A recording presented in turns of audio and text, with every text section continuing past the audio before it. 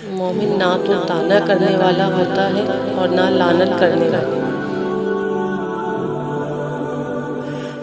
और ना फहाश पकने वाला ज़बान दराज।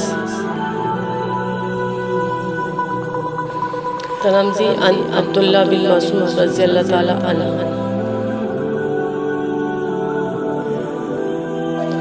जब तुम 3 आदमी हो तो 2 आदमी अपने साथी को छोड़कर आपस में सरगोशी ना किया करो, क्योंकि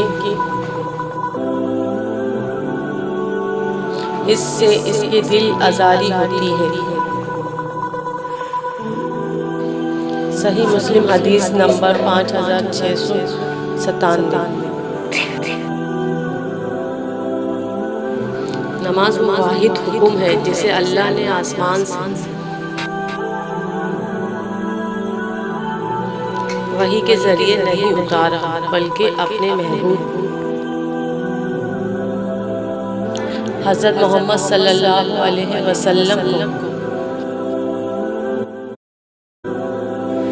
आसमान पर बुलाकर तोहफे में दिया। नमाज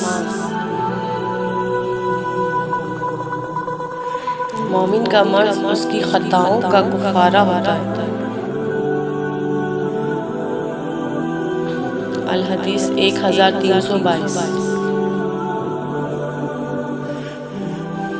सदके को हकीर न जानो, क्योंकि इसका एक दाना भी कयामत में पहाड़ जितना वजन रखता है। हज़रत आयशा रज़ियल्लाहु ताला अन्हा।